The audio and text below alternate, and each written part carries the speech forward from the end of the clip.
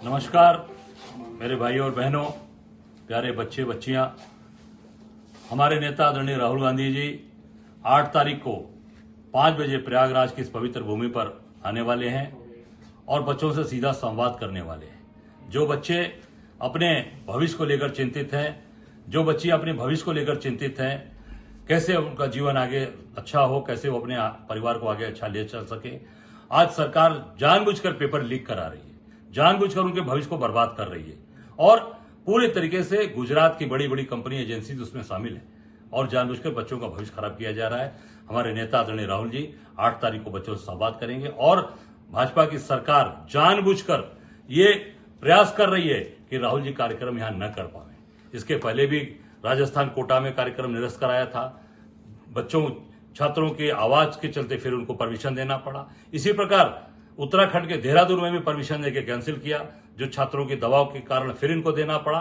इसी प्रकार इनको प्रयागराज में भी बच्चों की आवाज को दबा नहीं पाएंगे, बच्चों की जो आवाज उठी है फिर इनको परमिशन देना पड़ेगा और निश्चित तौर से राहुल जी 8 तारीख को आकर बच्चों से संवाद करेंगे। हम सब लोग चाहते हैं कि कार्यक्रम में होना चाहिए, सुचारू रूप से हो और उसमें सब लोग मिलकर अच्छा करेंगे। आप जैसा जानते हैं कि हमारे नेता राहुल जी बच्चों से सीधा संवाद कर रहे हैं, उनके भविष्य की बात कर रहे हैं, उज्जवल भविष्य की बात कर रहे हैं और उसमें ये पॉलिटिकल कार्यक्रम नहीं है, न इसमें कहीं कांग्रेस का झंडा लग रहा है, न कहीं नारेबाजी हो रही है, सीधे बच्चों से संवाद कर रहे हैं। और इसके पहले 30 तारीख को इन्होंने परमिशन भी हमको दिया, परमिशन दिया 30 तारीख को। उसके बाद फिर इन्होंने उस परमिशन को इन्होंने कैंसिल किया है सरकार के दबाव में। जो भाजपा की सरकार जानबूझकर दबाव बना रही है, उसके दबाव के तहत इनको ये कैंसिल किया है। मैं कहना चाहूंगा सरकार से कि इस देखिए ये परमिशन 30 तारीख को इसी ट्रस्ट ने दिया हुआ है, उसमें कोई हवाला नहीं दिया गया और ये 30 तारीख को परमिशन दिया, उसमें आपने कोई हवाला नहीं दिया, उसमें कोई बात नहीं की। और जहां तक मेरी जानकारी है कि ये जगह ये पूरी तरीके से ये शादी विवाह के लिए भी देते हैं, वहां मंगलिक कार्यक्रम, अन्य कार्यक्रम, ये स्पोर्ट्स का भी स्थान है। इसके 51,000 रुपये जमा है। Major Ranjit Singh sports complex, इसका मतलब कि यहाँ खेलकूद का मैदान है, खेलकूद होता रहता है।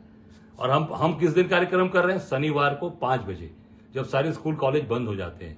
अगले दिन रविवार है, 5 बजे सब स्कूल कॉलेज बंद है। जानबूझकर ये सरकार राहुल गांधी से घबरा गई है और घबरा कर आज उनके कार्यक्रम को यहाँ परमिशन निरस्त किया जा रहा है। जैसे मोदी जी आज पार्लियामेंट छोड़कर भागे हैं राहुल गांधी के डर की वजह से, जैसे अमित शाह भागे हैं राहुल गांधी जी के डर से, मुझे लगता है कि आज ये पूरी तरीके से ये अमित शाह, मोदी, भाजपा डर गई है।